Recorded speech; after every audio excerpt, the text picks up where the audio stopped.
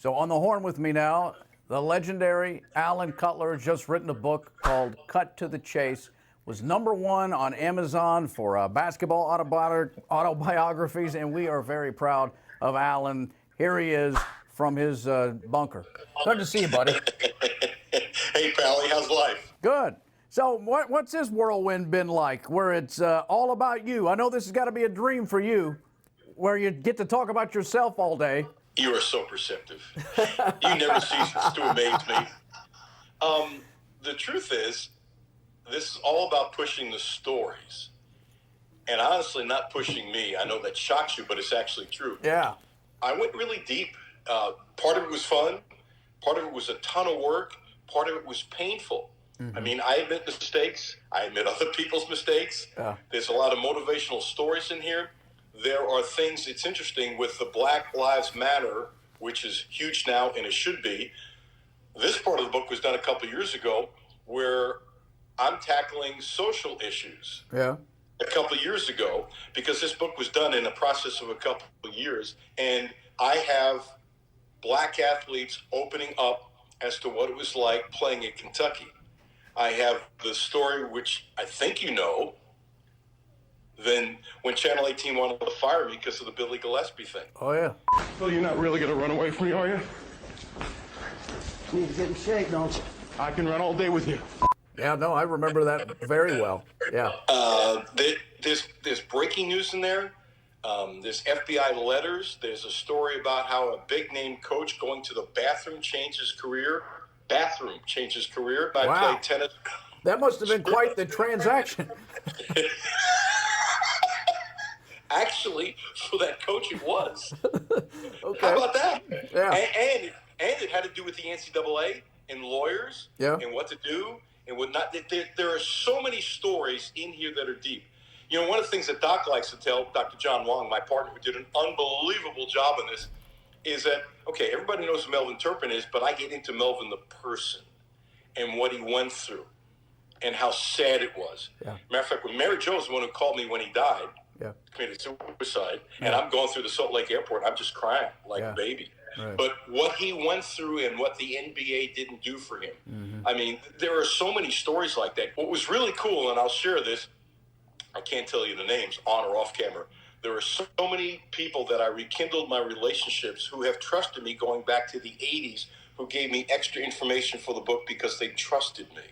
Yeah. And it was really fun rekindling a lot of relationships because some of these people I was close to, but you don't talk to every day. Right. And almost all these conversations were in excess of an hour. I mean, it was a lot of fun.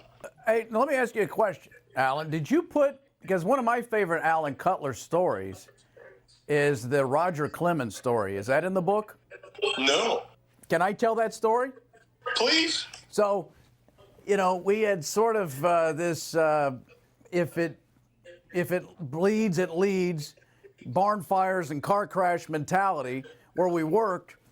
And Alan happened to get the biggest story in the country at the moment. Alan got an interview with Roger Clemens, who was going to make his debut at Applebee's ballpark at the time, Whitaker Bank Ballpark now for the Legends, coming into Single A. And ESPN wanted this interview. Everybody wanted this interview.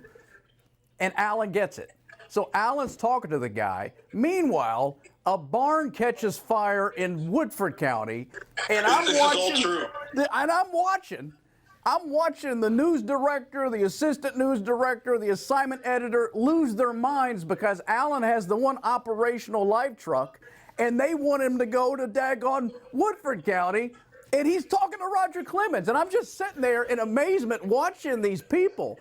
And they're blowing Alan's phone up, and Alan, during the interview, turns his phone off.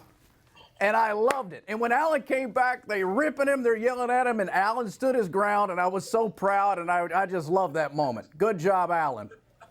And I remember being told, don't ever turn your phone off again, and you always answer me. I don't care what you're doing. Yeah. And I said, if I'm talking to Cal, I'm supposed to answer you? Yes. And I went, no. Right. No, you did it right. I mean, I wasn't worried about my job, but I mean, I got yelled at. Were you in there when I got yelled at? Yes.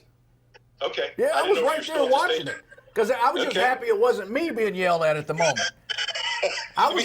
Because I got yelled at more than you. no, that's not true. Yes, it is.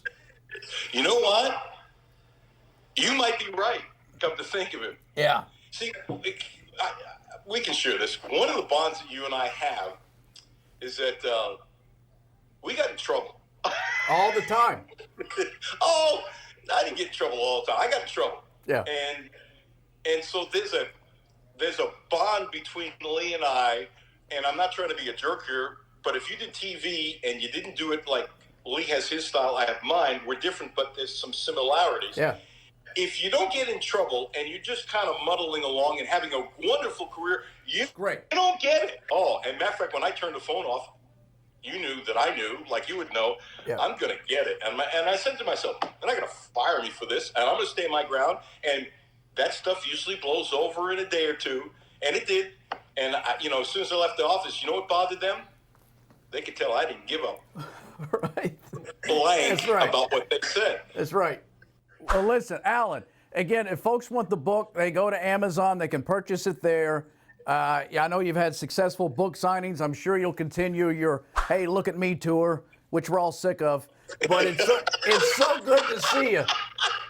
You know I love you. I love you too, dude. All Thanks right, for having buddy. me on. You got Wish it. you Godspeed. Thank you. We'll see you. Alan Cutler.